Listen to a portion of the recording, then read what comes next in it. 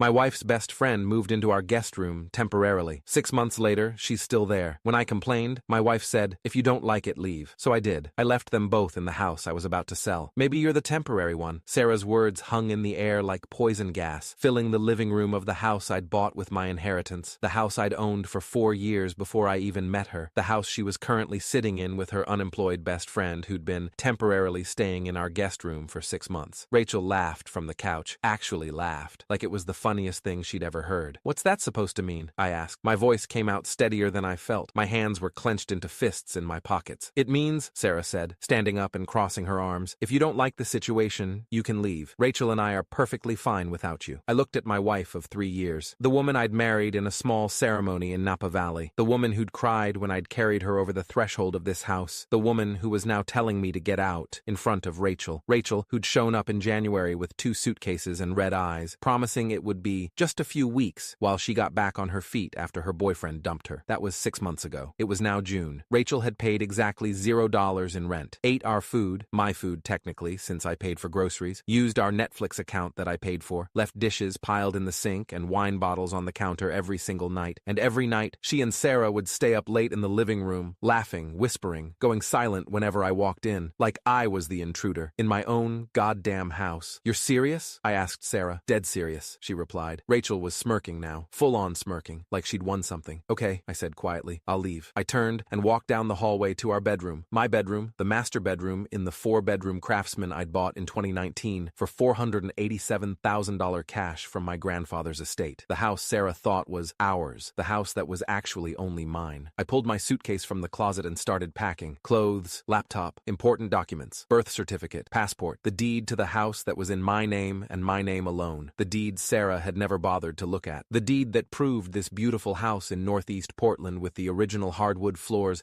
and the renovated kitchen we'd spent $43,000 updating last year. This house belonged to exactly one person, me. Sarah didn't come to the bedroom, didn't ask me to stay, didn't apologize. From the living room, I heard Rachel say, "Good riddance. He was always so uptight about everything." Sarah laughed. My wife laughed. I zipped up my suitcase, took one last look at the bedroom I'd slept in for 7 years, and walked out the front door. Didn't look back, didn't say goodbye, just left. What Sarah didn't know, what she was about to find out, was that the beautiful 4-bedroom Craftsman she loved so much, the house she'd been treating like her personal kingdom for the past 6 months, the house she'd just told me to leave, it wasn't hers. It had never been hers, and I was about to take it away. 6 months earlier, Rachel had shown up on a Tuesday evening in January. It was raining, typical Portland winter, the kind of rain that soaks through everything and makes you question why anyone lives in the Pacific Northwest. Sarah answered the door, and there was Rachel, mascara running down her face, 2 rolling suitcases beside her, looking like a drowned cat. "He cheated on me," Rachel sobbed, "with his coworker. I caught them together. I can't go back to that apartment. Please, Sarah, please, can I stay here for a little while?" Sarah looked at me. I knew that look, the look that said, "We have to help her. She's my best friend. Don't be an asshole about this." "Of course," I said. "Stay as long as you need." I meant a week, maybe 2. Rachel moved into the guest room that night. The first week was fine. She stayed in her room mostly, cried, watched Netflix. Sarah brought her food and wine and they'd talk for hours. Best friend stuff. I got it. The second week was when the pattern started. Rachel would be up when I left for work at 7 a.m., sitting at the kitchen counter in her pajamas, drinking the coffee I'd made. "Morning," she'd say, barely looking up from her phone. I'd come home at 6 p.m. and she'd still be in pajamas, still on her phone, dishes in the sink, my dishes, since she'd used them for whatever she'd eaten that day. "Did you have a good day?" Sarah would ask when I walked in. "Yeah." "Did Rachel look for apartments today?" "She's still processing the breakup. Give her time." Week 3, Rachel started eating dinner with us every night, sitting in my spot at the table. I moved to a different chair, didn't say anything. Week 4, I noticed the wine bottles. 3, sometimes 4 empties in the recycling every week. "Is Rachel buying her own wine?" I asked Sarah one night. "Jesus, really? You're going to nickel and dime my best friend who's going through a crisis?" "I'm just asking. She's our guest. Don't be petty." I wasn't being petty. I was watching my grocery bill climb from $400 a month to $700, watching my electric bill go up because Rachel kept the guest room at 72 degrees and took 40-minute showers, watching my wife spend more time with Rachel than with me. Week 8, I tried to have a conversation. "Can we talk about a timeline?" I asked one evening after dinner. Rachel had gone to her room, or her room, as Sarah had started calling it. Sarah looked at me like I'd suggested drowning puppies. "She's my best friend. She needs us. She needs a job. And her own place. It's been 2 months. You're being selfish," Rachel called from the hallway. She'd been listening. "Sarah said you'd be like this," Rachel continued, walking into the kitchen. "Said you were always worried about money, always keeping score." I stared at my wife. "You talked about me behind my back? Don't be paranoid, Sarah said. We're just venting. Friends do that. About me? In my own house? Our house, Sarah corrected. But it wasn't our house. It was my house. And I was starting to realize I needed to remind her of that. The plan I checked into the Kimpton Hotel downtown. Paid for a week up front, $1,847, including tax. Expensive, but worth it for the clarity of mind, the space to think, the distance from Sarah and Rachel, and the toxic situation I'd been living in for 6 months. I called my real estate agent at 9:23 p.m. from the hotel room. Jennifer Lawson, 47 years old, 22 years in Portland real estate, the woman who'd helped me buy the house in the first place. David, is everything okay? I want to list the house as soon as possible. Silence on the line. You and Sarah just renovated the kitchen, the bathroom. Are you guys okay? We're getting divorced. I want the house sold before the paperwork is filed. Oh, David, I'm so sorry. Can you list it? Of course. I can have it ready by Monday. Professional photos, staging consultation, the works. The market is insane right now. You'll get over asking, guaranteed. Good. Do it. Next call. My lawyer, Thomas Chen, 53 years old. Family law specialist. 15 years practicing in Oregon. The attorney who'd handled the prenuptial agreement Sarah and I had signed before getting married. The prenup Sarah had insisted on, actually. She'd wanted to protect her student loan debt, $67,000 from grad school, from becoming marital property. I'd agreed. And my lawyer had added one critical clause. The house at 847 Maple Street, purchased by David Morrison prior to marriage, would remain separate property. Sarah had signed it without reading it carefully. I'd read every word. Tom, it's David Morrison. David, long time. What's going on? I'm selling the house. Sarah's living there with her friend. What do I need to do legally? Is Sarah on the deed? No, just me. Is this friend paying rent? No. Then they're both guests in your home. You need to give proper notice. 30 days in Oregon for month-to-month occupancy. After that, if they don't leave, you can file for eviction. How fast can we move? I can draft the notice tonight. Have it delivered tomorrow. That starts the clock. 30 days from delivery, they're legally required to vacate. Do it. I hung up and sat on the hotel bed, staring at the city lights through the window. My phone buzzed. Sarah. 16 missed calls. I ignored them all. Checked my email instead. Tom had already sent the notice. Notice to vacate premises to Sarah Morrison and Rachel Brennan. This letter serves as official 30-day notice that the property located at 847 Maple Street, Portland, or 97212, will be sold. All occupants must vacate the premises by July 15, 2024, at 11:59 p.m. Failure to vacate will result in legal action, including eviction proceedings and trespassing charges. David Morrison, owner. I approved it. Tom sent it via courier for morning delivery. Signature required. Then I blocked Sarah's number. Blocked Rachel's too. Changed my passwords. Netflix, Hulu, Amazon, bank accounts, everything. Cut off the credit card I'd given Sarah for household expenses. Started the divorce paperwork and went to sleep for the first time in 6 months without the sound of Sarah and Rachel laughing in the next room. The courier delivered the notice at 8:47 a.m. I got the confirmation email while eating breakfast at the hotel restaurant. My phone,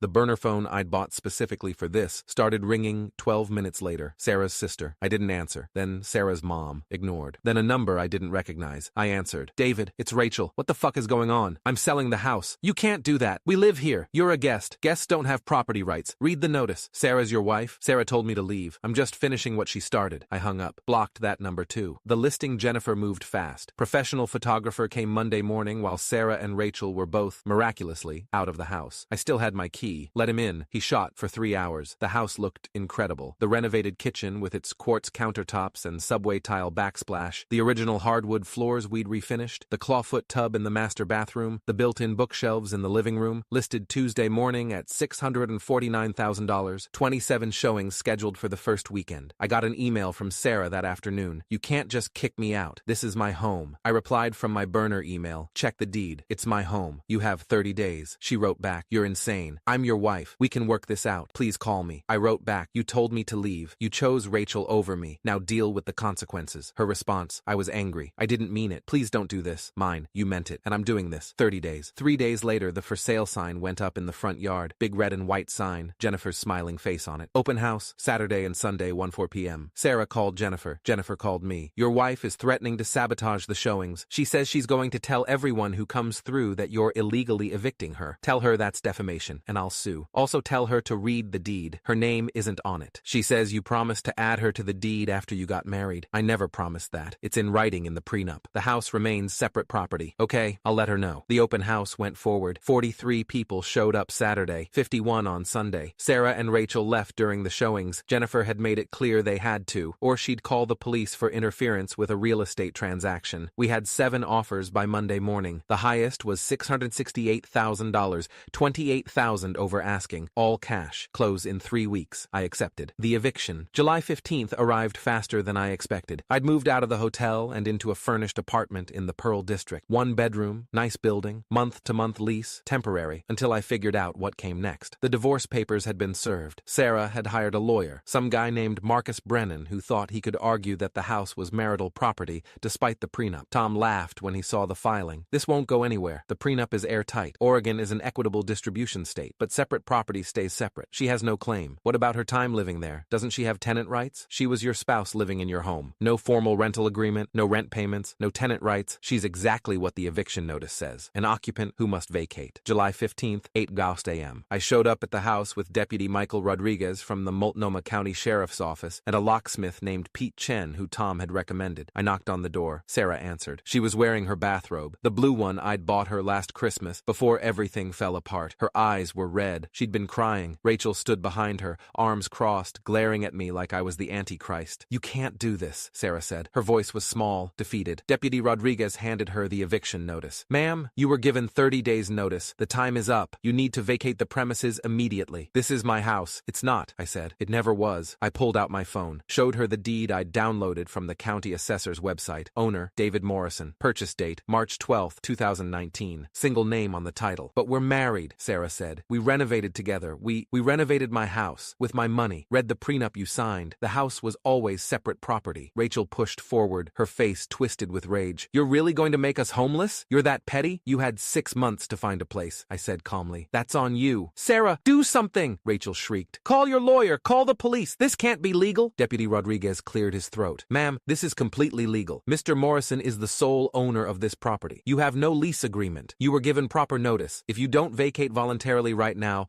I'll be forced to remove you. Sarah looked at me, really looked at me, maybe for the first time in 6 months. Please, she said quietly. Can we talk about this? Can we work something out? You told me to leave, I said. You chose Rachel over me. You laughed when she said good riddance. You made your choice. Now I'm making mine. I was angry. I didn't mean you meant it, and I'm finishing what you started. Deputy Rodriguez looked at his watch. Ladies, I need you to begin gathering your belongings. You have 2 hours to collect your personal items. After that, anything remaining becomes the property owner's to dispose of. They packed in chaos. Sarah crying the whole time, throwing clothes into garbage bags, Rachel screaming, calling me every name in the book. You're pathetic, she yelled from the guest room. What kind of man kicks out his own wife? The kind whose wife told him to leave, I called back. I stood in the driveway and watched. My chest felt tight, not from sadness, from something else. Control, freedom, the power of consequences. Pete the locksmith was ready with new locks, waiting for them to clear out so he could change every lock in the house. The new owners were taking possession tomorrow. Their moving truck was scheduled for 9 a.m. At 10:47 a.m., Sarah and Rachel finally finished packing. Rachel's car, a beat-up Honda Civic with a dent in the rear bumper, was stuffed to the ceiling with garbage bags and boxes. Sarah had called an Uber for her stuff. It took 2 trips. When they were finally done, Sarah stopped at the end of the driveway, rolled down her car window. I hope you're happy, she said. I looked at my wife, the woman who'd told me to leave, who'd chosen her freeloading best friend over me, who'd laughed when Rachel said good riddance, who'd spent 6 months disrespecting me in my own home, the home she thought was hers, the home she'd just lost. I'm not happy, I replied. Pete started changing the locks behind me, the metallic sound of the old deadbolt coming out, the new one going in. But I'm free. Sarah's face crumpled. She drove away. Rachel's car followed. I stood there for a long moment. Then I went inside my house one last time, walked through the empty rooms, the kitchen where Sarah and I used to cook together, the living room where we'd watched movies, the bedroom where we'd slept, all empty now, all mine, all about to belong to someone else. And I felt nothing but relief. 3 months later, the divorce was finalized in October. Sarah's lawyer tried to argue for spousal support. Tom shut it down. Your client was employed full-time during the marriage. She has a master's degree and earning capacity. She voluntarily chose to end the relationship by telling my client to leave. No grounds for support. The judge agreed. Sarah got nothing. Split of marital assets. We'd had a joint checking account with $14,000 in it. She got half, $7,000. That was it. Everything else, my retirement accounts, my investments, my car, was separate property under the prenup. The house sold and closed without complications. I netted $627,000 after agent fees and closing costs. Used it to buy a condo in the Pearl District, 2 bedrooms, 20th floor, view of the river, paid cash, invested the rest, started dating again in November, met someone nice, a teacher named Amanda, kind, independent, had her own apartment, her own life. Nothing like Sarah. I ran into Rachel once, at a coffee shop in December. She was working there, wearing a green apron, taking orders. She saw me. Her face went red. What do you want? She asked when I got to the counter. Coffee, medium dark roast. She made it in silence. balance, slammed it on the counter. That'll be $3.50. I paid. How's Sarah? I asked. Fuck you. I'll take that as not great. You destroyed her life. She destroyed her own life. I just stopped enabling it. You're a monster. I'm the guy who owned a house. She was the one who forgot that. I took my coffee and left. Never saw Rachel again. 1 year later, Sarah sent me an email. Subject: I'm sorry. I almost deleted it without reading. Didn't. David, I know you probably don't want to hear from me. I know I don't deserve your attention, but I need to say this. I'm sorry. I'm sorry for choosing Rachel over you. I'm sorry for telling you to leave. I'm sorry for taking you for granted. I'm sorry for all of it. Rachel and I aren't friends anymore. Turns out when you're both broke and living in a shitty apartment together, the friendship doesn't hold up. She blamed me for everything. For losing the house. For losing you. For losing the life we had. She moved back to California 6 months ago. I haven't heard from her since. I'm working 2 jobs now, trying to pay off debt, trying to rebuild. It's hard. Really hard. I had to move back in with my parents for a while. I'm in my own place now, but it's small. Nothing like the house. I think about that house every day, about what I lost, about what I threw away. I don't expect you to forgive me. I don't expect anything. I just wanted you to know that I understand now. I understand what I had, what I destroyed. I hope you're happy. I really do. Sarah, I read it twice. Then I deleted it. Didn't respond. There was nothing to say. She was right. She'd destroyed what we had. She'd chosen wrong, and now she was living with the consequences, just like I'd told her she would. 2 years later, I married Amanda in a small ceremony in Cannon Beach. 20 people. Her family. My family. No drama. No freeloading friends. Just 2 people who loved each other and understood what commitment meant. We bought a house together. Both names on the deed. Joint ownership. Equal partnership. The way it should be. I thought about Sarah sometimes. About the house. About that day in June when she'd told me to leave. About the look on her face when Deputy Rodriguez handed her the eviction notice. About Rachel screaming that I was a monster. And I felt nothing. No regret. No guilt. No second thoughts. Just the quiet satisfaction of knowing that I'd stood up for myself. That I'd enforced boundaries. That I'd refused to be disrespected in my own home. The home Sarah thought was hers. The home she'd lost because she forgot one simple truth. When you tell someone to walk out the door, you better make sure your name is on the deed.